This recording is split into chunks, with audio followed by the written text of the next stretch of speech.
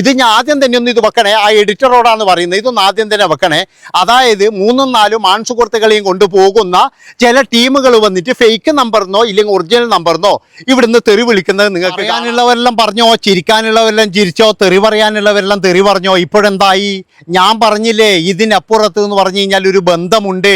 പക്ഷെ ഇങ്ങനെയുള്ള ക്രൂരന്മാരെ കണ്ടെത്താൻ മാത്രം ഈ സഹോദരിമാർക്ക് കഴിയുന്നില്ല എന്നുള്ള ഒരു വിഷമം മാത്രമേ ഉള്ളൂ. അപ്പോൾ നമ്മുടെ കൊച്ചിയിൽ വൈറ്റിലയിൽ നടന്ന സംഭവം നിങ്ങൾക്ക് എല്ലാവർക്കും അറിയാലോ. 45 വയസ്സാണ് ആ സ്ത്രീക്കുള്ളത്, 65 വയസ്സാണ് ആ മുതുക്കനുള്ളത്. ആലോചിച്ച് നോക്കണം നിങ്ങൾ. ഈ മുതുക്കനെ കാണുമ്പോൾ ഇവൾക്കെന്താ ഇത്ര ചൊറിച്ചൽ എന്നാണ് എനിക്ക് ചോദിക്കാനുള്ളത്. ഒരു വല്ലാത്ത പിടിച്ച ചൊറിച്ചലായിപ്പോയി. തലയങ്ങ് കൊണ്ടു കൊടുത്തിട്ട് ഇന്ന് എടുത്തോന്ന് പറഞ്ഞ പോലെ ആയിപ്പോയില്ലേ ഇത്. പലപ്പോഴും എന്ന് പറയുന്നത് ഞാൻ പറയുന്നതല്ലേ, സ്ത്രീകൾ മണ്ടന്മാർ തന്നെയാണ് പലപ്പോഴും നടന്നത്. അതായത് ഇങ്ങനെയുള്ള ഈ കോന്തന്മാരെ നിങ്ങൾക്ക് ആർക്കും പിടികിട്ടത്തില്ല. ഇവരൊക്കെ തേനെ പാല് പഞ്ചാര എന്ന് പറയുമ്പോഴേക്കും നിങ്ങൾ എല്ലാവരും ചാടി വീഴും. പിന്നെ ഇവൻ്റെയൊക്കെ തനി സ്വഭാവം അറിയുമ്പോഴേക്കും അവിടുന്ന് രക്ഷപ്പെടാനും കഴിയില്ല.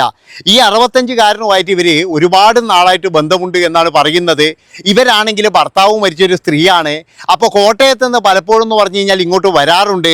ഇപ്പോഴെന്താണെന്ന് വെച്ച് ഈ 65കാരൻ സ്ഥിരമായിട്ട് എന്ന് പറയുന്നത് എന്നെ കല്യാണം കഴിച്ച് 65കാരൻ കല്യാണം കഴിച്ച് കൂടെ താമസിപ്പിക്കണം കൂടി വന്നപ്പോഴേ ഇയാൾ അങ്ങ് ശരിപ്പെടുത്തി എന്നാണ് പറയുന്നത്.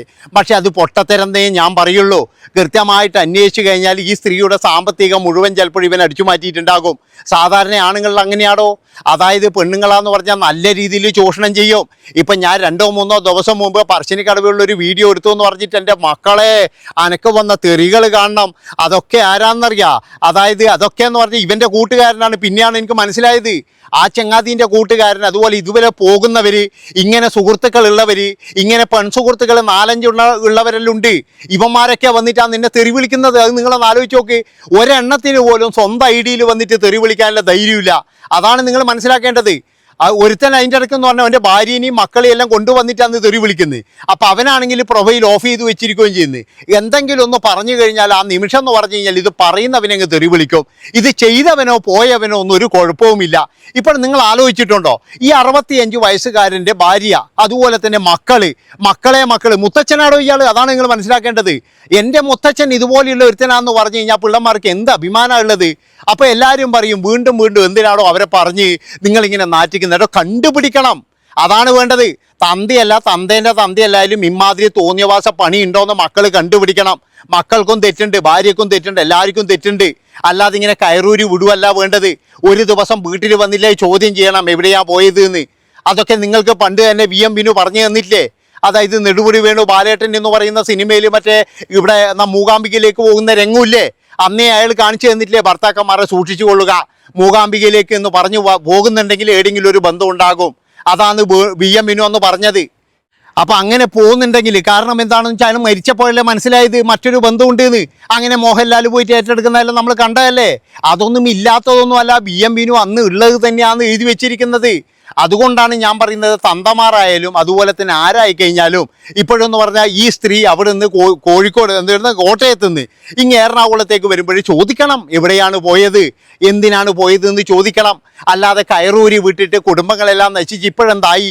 ഇത് വീട്ടുകാരറിയാതിരിക്കാനാ ചെയ്തിനിന്ന മറ്റേ പഹയം പറയുന്നത്. ഏത് ഈ ഹൈക്കോടതിയിലെ പിന്നെ ജോലിക്കാരൻ, അവൻ എല്ലാ കാര്യവും അറിയാം. അതായത് അവൻ ഈ സ്ത്രീയെ നല്ല രീതിയിൽ പറ്റിച്ചിട്ടുണ്ട് എന്നുള്ളതിൽ യാതൊരു സംശയവുമില്ല. കാരണം എന്താണെന്ന് വെച്ച് കഴിഞ്ഞാൽ അവൻ്റെ ഉദ്ദേശം മറ്റേത് മാത്രമാണെങ്കിൽ അത് ചെയ്തിട്ട് പോടിയായിരുന്നു എന്ന് പറയത്തേ ഉള്ളൂ. പക്ഷെ അതല്ല ചെയ്തത്. അവൻ കൊണ്ടുപോയിട്ട് നല്ല രീതിയിൽ ഇടിച്ചിട്ടാണ് എല്ലാം നടത്തിയിരിക്കുന്നത്. അവന് കൃത്യമായിട്ടറിയാം ഇതെന്നെ പിടിക്കും, ഇതെന്നെ പിടികൂടും. കാരണം എന്താ, ഇവിടെയൊക്കെ CCTVയും കാര്യങ്ങളൊക്കെ ഉണ്ട്, അതുകൊണ്ട് തന്നെ എന്നെ പിടികൂടും എന്ന് കൃത്യമായിട്ട് അവൻ അറിയാം. എന്നിട്ടും അവൻ ഇത് ചെയ്തത് എന്താണെന്ന് വെച്ച് കഴിഞ്ഞാൽ അവൻ കൃത്യമായിട്ട് ഈ സ്ത്രീയുടെ നല്ല രീതിയിലുള്ള സാമ്പത്തികം അടിച്ചു മാറ്റിയിട്ടുണ്ട്. അതായത് കഴിഞ്ഞ ദിവസങ്ങളിൽ എന്ന് പറഞ്ഞാൽ ഞാനൊരു വീഡിയോ ചെയ്തിരുന്നു. കണ്ണൂർ ജില്ലയിൽ ഒരു ലോഡ്ജിൽ പോയിട്ടുള്ളൊരു പരിപാടി. ആ പരിപാടിയിലും കൃത്യമായിട്ടെന്ന് പറഞ്ഞാൽ അയൽവാസിയായ ആ ചങ്ങാതി ആ സ്ത്രീയുടെ സ്വർണം മുഴുവൻ അടിച്ചു മാറ്റീനി. ഇതാണ് ഞാൻ പറയുന്നത് എൻ്റെ പൊന്നുമക്കൾ. ഇത് പറയുന്നത് എന്തിനാണെന്ന് വെച്ച് കഴിഞ്ഞാൽ ഇത് കണ്ടിട്ടെങ്കിലും നിങ്ങൾക്കൊരു ബുദ്ധി വരിക. അതായത് ഇന്ന് തന്നെ ഇങ്ങനെയുള്ള മുതുക്കായിട്ടുള്ള ഇവന്മാരെ ഒഴിവാക്കുക, അതാണ് വേണ്ടത്. അതായത് ഇങ്ങനെയുള്ള ഈ സുഹൃത്തുക്കൾ എന്ന് പറയുന്ന വർഗത്തിനെ അങ്ങ് ഒഴിവാക്കി. ഇപ്പോഴും എല്ലാവരും പറയുന്നത് എനിക്ക് മനസ്സിലാകുന്നില്ല. അതായത് ആ യുവതിയുടെ മരണത്തിന് കാരണക്കാരനായ ഓൻ എങ്ങനെയാണോ സുഹൃത്ത് എന്ന് പറയാ? ഓനെ സുഹൃത്ത് എന്ന് പറയാൻ കഴിയുക? ഓനെ വഞ്ചകന്നേ പറയാൻ പറ്റുള്ളൂ. അതായത് പിന്നെ വേറൊരു കാര്യം എന്ന് പറഞ്ഞാൽ പ്രായവും കാര്യങ്ങളൊന്നും നോക്കാതെ കെട്ടുവാനാ മതി എന്ന് പറഞ്ഞിട്ട് വന്ന സ്ത്രീകൾ, അവർക്കും ഇതൊരു അപമാനം തന്നെയാണ്. അതാണ് എനിക്ക് പറയാനുള്ളത്. 65 വയസ്സുള്ള അച്ഛൻ്റെ പ്രായമുള്ള ഇവനെ തന്നെ വേണമായിരുന്നോ ഈ മുതുക്കനെ? അതാണ് എനിക്ക് ചോദിക്കാനുള്ളത്. അതുകൊണ്ട് എനിക്ക് പറയാനുള്ളൊരു കാര്യം എന്താണെന്ന് വെച്ചാൽ, ഇതിൻ്റെ അകത്ത് വന്ന് നമ്മളെ തെറി വിളിച്ചിട്ടല്ല കാര്യം. നിങ്ങൾ ചെയ്യേണ്ടത് എന്താണെന്ന് വെച്ച് കഴിഞ്ഞാൽ, ഇതിൽ എന്തെങ്കിലും ഒരു പ്രതിവിധി ഉണ്ടാ, അല്ലെങ്കിൽ ഇതെങ്ങനെ നിർത്താൻ പറ്റും, അല്ലെങ്കിൽ ഇതെങ്ങനെ ഈ സ്ത്രീകളെ രക്ഷിക്കാൻ പറ്റും, അതാണ് നോക്കേണ്ടത്. പലപ്പോഴും ഇരകളാകുന്നതെന്ന് പറഞ്ഞാൽ സ്ത്രീകളാണ്. അവർക്കാണ് എല്ലാം നഷ്ടപ്പെടുന്നത്. പണ്ടൊക്കെ ഇല വന്ന് മുള്ളിൽ വീണാലും മുള്ളു വന്ന് ഇലയിൽ വീണാലും കേടായിരിക്കാമെന്ന് ചോദിച്ചു കഴിഞ്ഞാൽ ഇലക്കുന്നേ പറയുള്ളൂ. ഇന്ന് മുള്ളിനും കേടാണ്. അതാണ് ഞാൻ പറയുന്നത്. അതായത് ഇവരുടെയൊക്കെ ജീവിതം എന്ന് പറഞ്ഞാൽ ഇപ്പം നിങ്ങൾ ആലോചിച്ച് നോക്കണം. അത് ആ സ്ത്രീയുടെ മക്കളുടെ ജീവിതം, അതുപോലെ തന്നെ ഇയാളുടെ കുടുംബജീവിതം, പിന്നെന്ന് പറഞ്ഞാൽ ഇയാളുടെ മക്കളുടെ ജീവിതം, മുത്തശ്ശനായ ഇയാൾ. അപ്പം അവരുടെയൊക്കെ ജീവിതം എന്ന് പറഞ്ഞു കഴിഞ്ഞാൽ നശിച്ചില്ലേ? അതായത് എല്ലാവരും അവരെ കാണുമ്പോഴും പരിഹസിച്ച് ചിരിക്കത്തില്ലേ? മറ്റവൻ്റെ മോൻ്റെ മോനാ പോകുന്നത്, മറ്റേതാ പോകുന്നത് എന്ന് പറയില്ലേ? അത് തന്നെയല്ലടോ വലിയൊരു ശാപം എന്ന് പറയുന്നത്. ഇപ്പം ഈ ചത്തോന്ന് പറഞ്ഞാൽ ജയിലിൽ പോയോന്ന് പറഞ്ഞാൽ രക്ഷപ്പെട്ട്, ബാക്കിയുള്ളവരാണ് ഇവിടെ കിടന്ന് അനുഭവിക്കേണ്ടത്. ഇനിയിപ്പോൾ ഇവൻ്റെ കുറേ കൂട്ടുകാർ വന്നിട്ട് എന്നെ തെറി വിളിക്കാൻ തുടങ്ങും. ഈ ഷാജീൻ്റെ കുറേ കൂട്ടുകാരുണ്ട്, അവനെ ഒത്താശ പാടുന്ന കുറേ ടീമുണ്ടാവും. അവന്മാർ വന്നിട്ട് എന്ത് ചെയ്യും? ഈ PR വർക്ക് പോലെ ഇങ്ങനെ ചീത്ത വിളിക്കാൻ തുടങ്ങും. അതുപോലെ തന്നെ ഇതുപോലെ പോകുന്ന കുറേ എംബോക്കികളുണ്ട്, അവന്മാരും ചീത്ത വിളിക്കാൻ തുടങ്ങും. അതാണ് നിങ്ങൾ ആലോചിക്കേണ്ടത്. അതായത് ഇതുപോലെ 3-4 പെൺസുഹൃത്തുക്കളെയും വെച്ച് നടക്കുന്ന ചില ടീമുകളുണ്ട്. അവന്മാർ ഇതിൻ്റെ അകത്ത് വന്നിട്ട് കൃത്യമായിട്ട് തന്നെ തെറി വിളിക്കും. നിങ്ങളെല്ലാം നോക്കിക്കോ. ഇത് ഞാൻ ആദ്യം തന്നെ ഒന്ന് ഇത് വെക്കണേ, ആ എഡിറ്ററോടാണ് പറയുന്നത്, ഇതൊന്ന് ആദ്യം തന്നെ വെക്കണേ. അതായത് 3-4 ആൺസുഹൃത്തുക്കളെയും കൊണ്ടുപോകുന്ന ചില ടീമുകൾ വന്നിട്ട് ഫേക്ക് നമ്പറിനോ ഇല്ലെങ്കിൽ ഒറിജിനൽ നമ്പറിനോ ഇവിടുന്ന് തെറി വിളിക്കുന്നത് നിങ്ങൾക്ക് കാണാം. ഓൻ്റെ ജീവിതത്തിൽ നോക്കിക്കഴിഞ്ഞാൽ 2-3 വർഷം കഴിഞ്ഞാൽ ഓനും ഇതുപോലെ ഏതെങ്കിലും ഒരു സ്ത്രീനാ എന്തെങ്കിലും ചെയ്തിട്ടുണ്ടാവും, ജയിലിലോ ഒരുങ്ങി പോയി കിടക്കുന്നുണ്ടാവും. അതാണ് ഇവിടെ നടക്കുന്നത്. ഇത് എത്ര പറഞ്ഞാലും മനസ്സിലാവില്ല. നിങ്ങൾക്കറിയോ, അതായത് പണ്ടൊരിക്കാന്ന് പറഞ്ഞു കഴിഞ്ഞാൽ ഭാര്യ തന്നെയാണ് വിളിച്ചു പറയുന്നത്, ഹലോ ഭർത്താവ് വന്നിട്ടുണ്ട്, നീ ആ തോക്കും കൊണ്ട് വന്നോട്ടാ. എന്നിട്ട് അങ്ങനെയെന്ന് പറഞ്ഞ് ഇവൻ ഇവിടെ കുത്തിയിരുന്ന് പുതിയ വീടെടുക്കുന്ന ആ പാവാടുന്ന് ആ തോക്കും കൊണ്ട് വന്നിട്ട് ഓനെ അടിച്ചു കൊന്നു, കാമുകനെ അടിച്ചു കൊല്ലുന്നതാടുന്ന്. ആലോചിച്ച് നോക്ക് നിങ്ങൾ, വെടിവെച്ചിട്ടാണ് കൊലപ്പെടുത്തിയത്. എന്നിട്ടിപ്പോൾ എന്ന് പറഞ്ഞാൽ അതിൻ്റെ കേസും കാര്യങ്ങളൊക്കെ നടന്നുകൊണ്ടിരിക്കുകയാണ്. അവർ രണ്ടുപേരും ജാമ്യത്തിലാണെന്ന് എനിക്ക് തോന്നുന്നത്.